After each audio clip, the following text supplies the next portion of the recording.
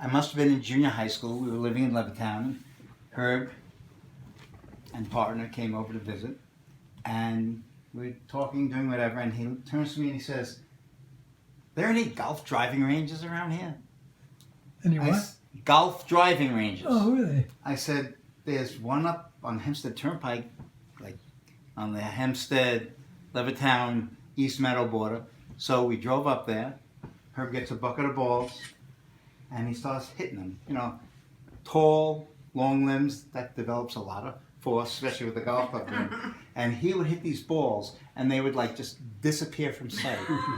I mean, one after the other. And gradually, everybody who was hitting and whoever was with them formed a little semicircle behind him, and they just watched him launch these balls. It wasn't, they disappeared. They And when I was in college, David and Karen were very young, and I wrote a letter to Herb talking about college and this and that, and I get a letter back, and there was a $20 bill, and who was it, Andrew Jackson? Who's the guy in his little circle was a cutout picture of David. And let me tell you, this was 1969. $20 was like a lot of money. I mean, and I wrote a thank you note, and a letter came back with a $20 bill with Karen's picture in that little oval. I guess after you just adopted them. Yeah. It's nice. Life has its twists and turns, and you'll be thankful for every one of them. I'm thankful for every one of you here today. Thank you. I'll tell a quick story about going to visit Grandma Ruth. So when Grandma Ruth, towards the end, was living out at the Dick Sills facility, and I used to go out to visit her pretty often, and sometimes I would pick up Zachary, and I'd bring Zachary out to meet her, and one time I went with Jen, and I walked in, and at that age, she goes, "Oh, a Peter and two Jens." And then she looked over, she goes, "Well, where's Zachary?" Like she wanted to see Zachary. So way, When Grandma was, you just remind me, was it Gerwin geriatric son. Yeah, when she was at Gerwin, Mark called and said, I was out visiting Paul, and so Kobe and I went to visit Grandma. We're actually installing a cabinet. And Kobe had just gotten his new Tattoo. And it was the summer, so I said to Grandma, "What was Kobe wearing?" She said, "A sleeveless shirt." A tank top. A tank top. I said, "Oh." So she said, "I've seen worse." I thought that was so great. That's funny. David and I were allowed to go down and visit Grandma once, and once alone. Oh yeah. Remember? Puerto Rico. Oh my God! Well, I had pictures, Down in Florida. and we won something. Yeah. She took us to. We I played remember her we played making we played the oatmeal. horse races at the supermarket. Yes, You could bet on the horse races, and you won. and I won. And she you- made And that's you. how we got She, started. I cried. You She threw made it. Yeah, you split lost the your money. mind, so I had to split it with you. She made, we caused her so many. I mean, Oh, I don't know how she survived us. Oh my Oh God. my You God, bought and then me a we- present because I she- had the chicken pox. Oh, You yeah? bought me a jewelry set. I And did? she taught us I how to don't play remember that. poker for pennies at her kitchen table. Yes. We spent a long time there, but that was so much fun. That was. Peter and I were home and we had the Never chicken allowed pox. to again. Oh, that's why- why- that's why you didn't come along? She keeps No. looking at it like I remember. I don't remember. But I just remember talking to you on the phone. We were young. How You were young? very young. I You had were pictures very of us young. by I her must have been pool. like 4. So You were too young to No, go, but you you bought were- me a jewelry set. You came back, You still have it? and it was like it was like one of those plastic, had the earrings, a crown. I don't remember. I do. I remember. I remember Ruth driving me somewhere. I was either junior high school. Didn't have a license myself, but she would have her right foot on the gas and her left foot was on the brake. It was not the. It was like Oh wait, So sure. Oh, you can tell the story about this. there's a classic story. Oh, My mother drove. Oh, This was a big deal. My father comes home from work, and my mother is sitting at the kitchen table in tears. Ruth, what's the matter? She can't talk. Finally, she confesses, I passed a red light. Did anyone stop you? No. Any police been around? No. So what do you want to do? I want to go to the police station and tell them. no, your father said, let's go to the police station. So my mother said, That's the all right. ethical code we grew up So- with. So they go to the police station and they report to the desk sergeant. We have something. Well, you can just imagine. They're still telling that story. I don't know what happened, but it's. He said, Detective Cassidy, he said, okay, Mrs. Feldman, but don't let it happen again. I'll make a note. She's okay, and they shook hands. And they went out so relieved. That's what we do. It's not as serious. That's a wonderful reminiscence of what the ethics, the moral code we grew up with, and that was it. And for those of you who didn't know Joe Feldman, I can't even describe. And you guys were, but he was, just like they say, nurturing and loving. He used to carry around about $5 in coins in his pocket. He'd walk in here, shh, shh. And my brothers and I were coin collectors. So, of course, Papa, can we look through your coins? Oh, a 1956 penny, I need that. And my father worked at Doyle Lane Burnback, and there was Frank the shoeshine man, who would get paid a quarter or 2 dimes and a nickel for the shoe shines, and he became a coin collector. So when he found out that my father's, his kids, were coin collectors, about once every 2 weeks or so, he'd give my father a coin, a good one. And whenever Dad walked in, Bruce or I would try to be the first one, can we look for your change? And everyone, there's a 1929 Buffalo nickel, oh my God, that Frank had planted. Yeah. Yeah. I'll tell a quick story, but you mentioned how the values you were brought up on. So throughout my childhood, apparently I'm learning more that I wasn't exactly, easy. Oh, really? You're just now figuring that out? No, he's just what now fact? admitted. Peter took the car, but he's only 15. He's a good driver.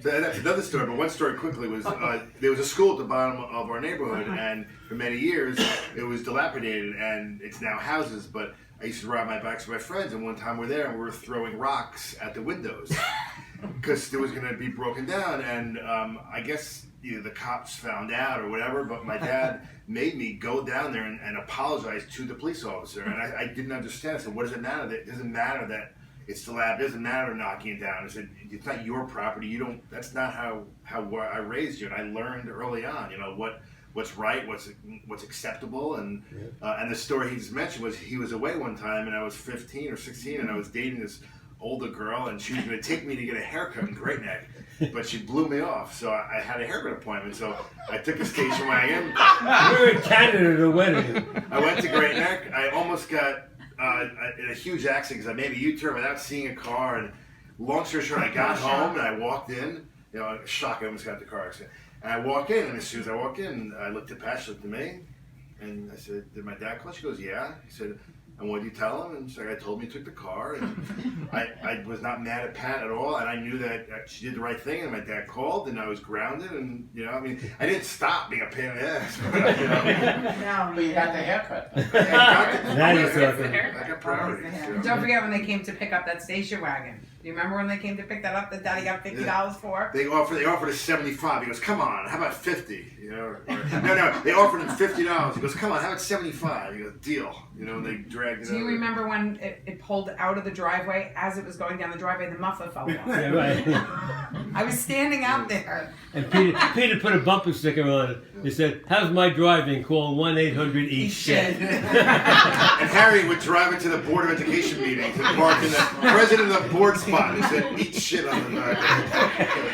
Right next to mom's taxi. Yeah, right. That was my Or driving. 4 kids or So- us. We also had that. And Joe also had a great sense of humor. He had 2 favorite expressions. One was "Yessery Bob," and the other was "Scaramouche." Who was that? Who? Your dad. Your Yeah, dad. right, yeah. And in the late 60s, he had open heart surgery. And he used to smoke Kents, right? And he recovers nicely, comes home, we go over to visit. He reaches down, pulls out a cigarette and lights it. I say, "Papa, Joe, you just had your heart cut open.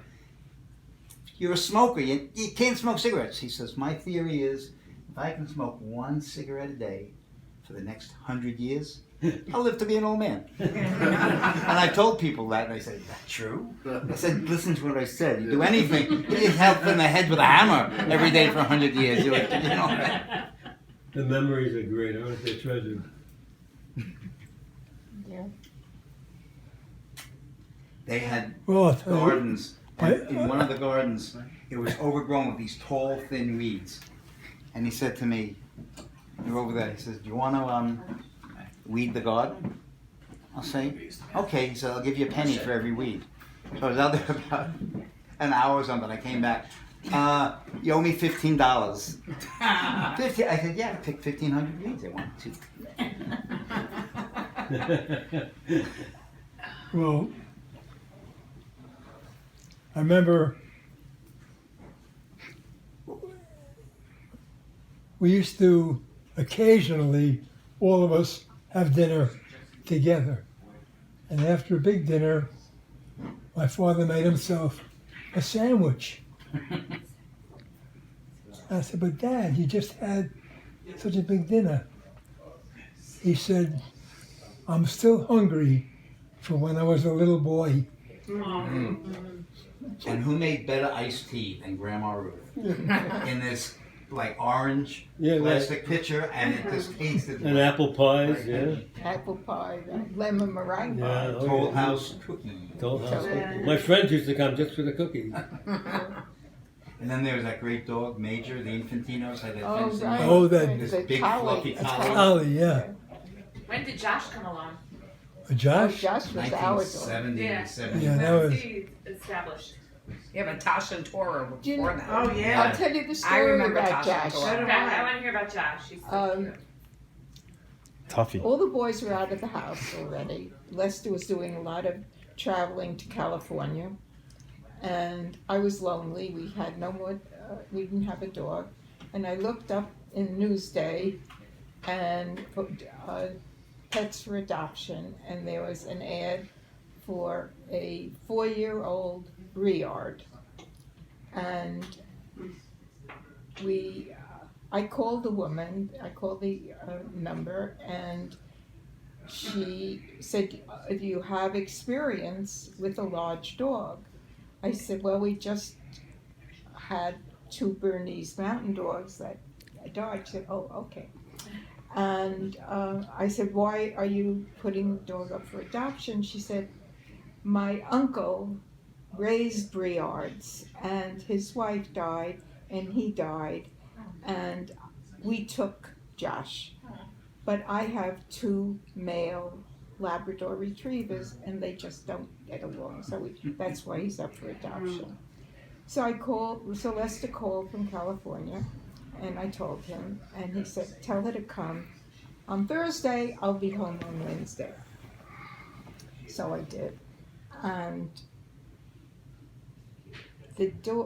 we saw this Volkswagen pull up in front of the house in Rockville Center. And the back door, she opened the back door, and this enormous dog. Small horse. Enormous. He like poured out. I was frightened. And he walks in the house, and he looks at Lester and he starts licking Big. him all over his face. And I, of course, melted. The woman had a copper bowl, a Dented. dented copper bowl. And she said, "This is Josh's water bowl." So then she said, now this is in the early 70s. And she said, "Did you ever hear of Julia Childs?" I said, "Of course." So she said, "Well, this is an old copper bowl that belonged to Julia Childs."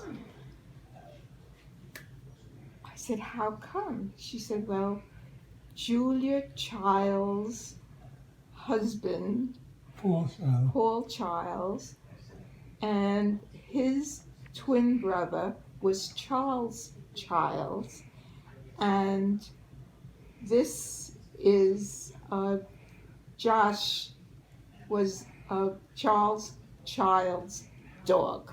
Ah. I said, "I just read a book written by Charles Childs." She said, "You did? You're probably the only person inside the family You that sold read one. this book." So, It was meant to be. and Josh became, Oh, I mean, he was just a wonderful lad. Grandma Ruth would come and visit, and she'd get up and say, I'm going for a walk. And she'd start walking down the street, and Josh would get up and walk alongside her, and she turned around and she'd say, "Go home." And he went around and he turned home. He spoke English. Well, Josh was from the herding group, and I mean, there were times when I would be sick at home, and he would lie down on the floor right next to the bed and stay there. Tora would do that too. Tora would I do. used to take Josh out for a jog in the streets on a leash, and he'd get next to me and herd me, so I didn't stray away. Yeah. Josh used to tickle me. He was. Yeah. He used to. I guess that's a herding behavior too. They just kind of nibble at you. If I was like At your on belly. sitting on the ground or something, or on the stoop, he would just Oh, come over really? and tickle me. Hey, June had said that she wanted to clone him. I know. Oh, yeah, that was Yeah, He was just wow, yeah. best dog ever. He was Of course, wonderful. except for my parents. Yeah. He was wonderful because we didn't train him. Someone else trained him. Right. He was Yeah. great. So he was. I think we had him for about 9 years. You've seen pictures of him, right? Mhm. Yeah. Oh my God, it was a big mouth. He Well, was if you the- like any of the food today, we'll pay you to take some of it home. Actually, we have neighbors coming over We for have leftovers party. Oh, We have Yeah. dessert and coffee if you want. Oh, this was